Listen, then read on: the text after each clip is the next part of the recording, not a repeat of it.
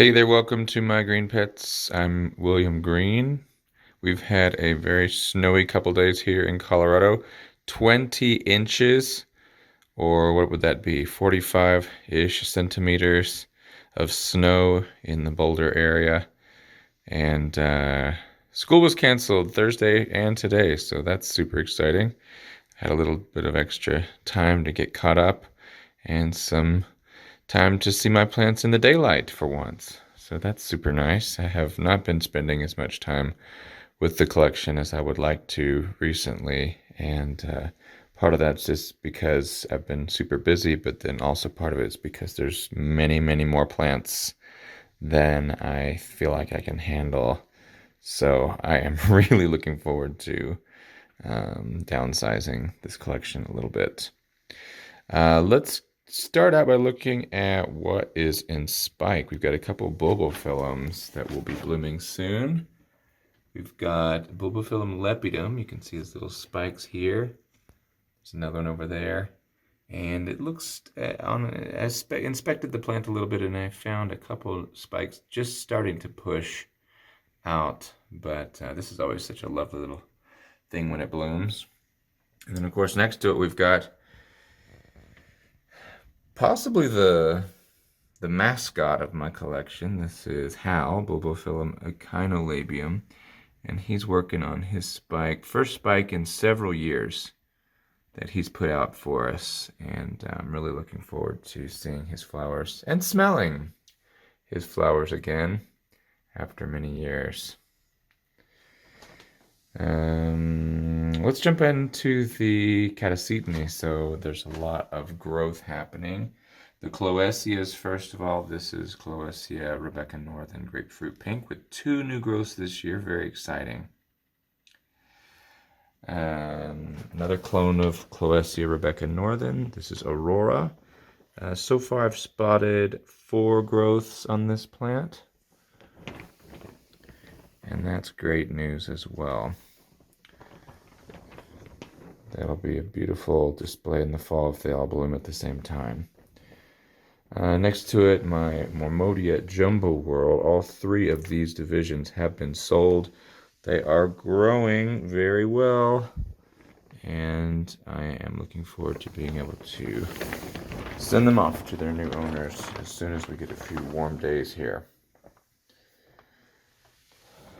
Clowesia Rebecca Northern Mikabe has also got 2 new growths and a seed pod back here, so looking forward to that. It had a growth there, but it looks like it's not going to push on out.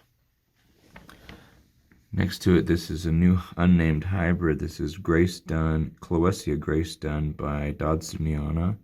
And this is a winter blooming Clowesia crossed with a summer blooming Clowesia. I want you to look at the new growth here. Notice at the bottom of the growth there is a little green nubbin. I'm wondering if that isn't a spike, if this is the kind of plant that puts out its spike shortly after it starts growing. Either way, it doesn't matter. This plant has been sold, and again, once the weather is suitable, it will be wrapped up and shipped up to its new owner. So hopefully the new owner will get to experience those blooms. Next to it, we've got the OG Clowesia. This is a species, Rosea. And Rosea's got a nice new growth there, and then a smaller little green nubbin on the back side, which I don't know if it's on the other side, which I don't know if it's going to actually grow out and make a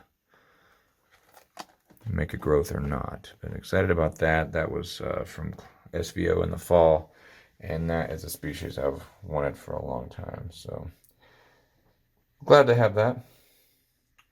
If we go back over and look at the Cycnoches, we've got a little party going on over here. So several of the Cycnoches clones are quite far along already. And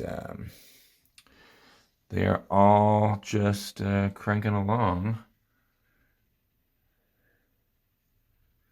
This one's the least advanced, but this one bloomed back in January, so it needed a little bit of a rest before it started going.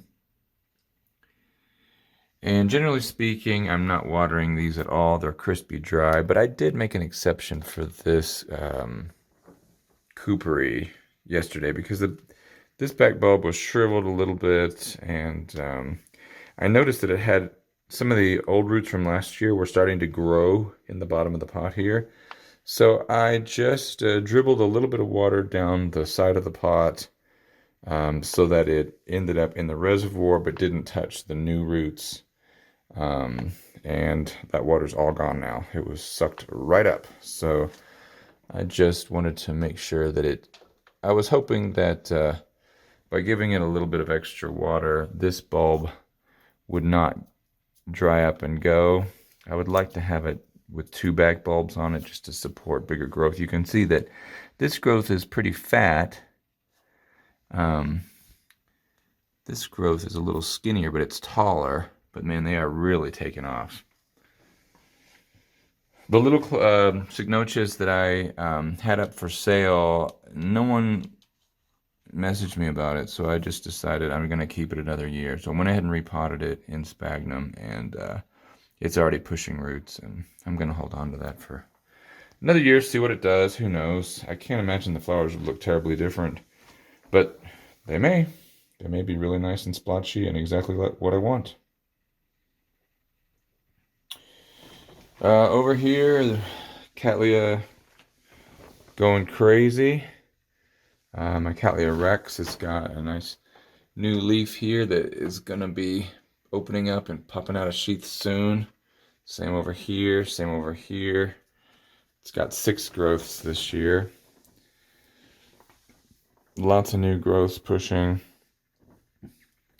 And yeah, not quite sure what I'm going to do with this big mess. This is a Cattleya trianae Cassians clone of an FCC warded plant, and it's already climbed out of its pot, and here it comes with a new growth, and then this one also over here's got a new growth. So I don't know. You can see what a tangle of roots it is, and if I pull anything out of here, roots are just going to get destroyed. So I kind of just want to leave it alone. But at some point it's just getting harder and harder by the day to separate and move. But oh well, I'm just going to leave it alone until something happens. This plant is for sale. This is a Cattleya labiata from Christofferson. It bloomed back in December. It was really nice. So hopefully this will be out of here. A few of these plants have been sold and they're just waiting to be shipped out.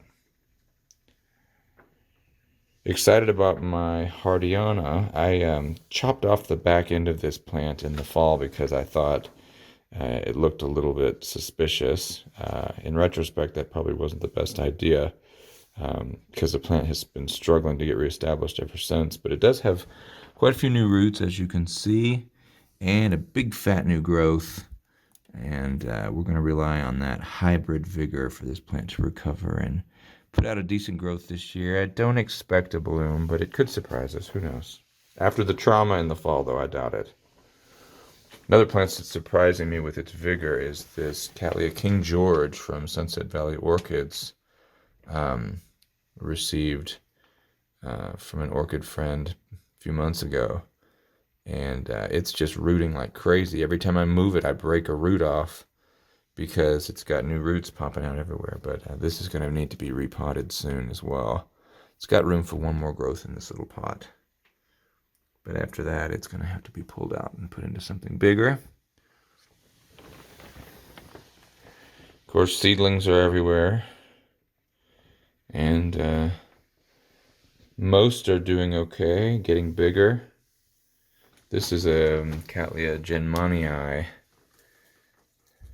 alba form, putting out a nice new leaf here. Still probably a couple years from blooming, but it's a nice one. And yeah, that is what is going on. If we look underneath here, we've got my Dienia ophrydis is really jumping up quickly, putting out new roots and new growths. And again, that's been sold, so waiting for temperatures to get to where I can wrap it up, put it in a box, and send it to its new home. And then a couple little Phalaenopsis that I got in recovery down here. They seem to be doing okay. Perking up. And yeah, let's go over to the windowsill real quick and let me show you what's going on over there. I never talk about this Crassula ovata jade plant, but just real quick, a lot of people have said, whoa, how did your jade plant get so big? And it's because it gets sun and it gets water, honestly. I'm not being sarcastic. I mean, it's true. A lot of people will put these in a shady spot and not water them, and the plant simply won't grow if you do that. I also have little Osmocote fertilizer pellets I put it there in the summer or in the spring. I put some there already to help it, give it some nutrients to grow. But yeah, water and light helps it grow. Got a couple Haworthias over here. Easy. Water them when they dry out. And these came from my mom's house. We've had these in our house for 30 years probably. My Clivia miniata is looking good, bigger and bigger, and I was poking down in the leaves, and I did seem to see some buds down there poking out, so we should get some flowers out of Clivia coming soon. And then finally, my biggest grocery store Phalaenopsis here. I just watered it and found a new spike. I don't know if you can see it. I can't see anything right now, but new spike poking out, and this is exactly what it did last year. It spiked in April, and blooms didn't open until August, and it was in bloom until December. So maybe that's the cycle we're on now. All right, well, that's this week's update. I hope your green pets are doing well, and I will see you next time right here on My Green Pets. I'm William Green. See ya.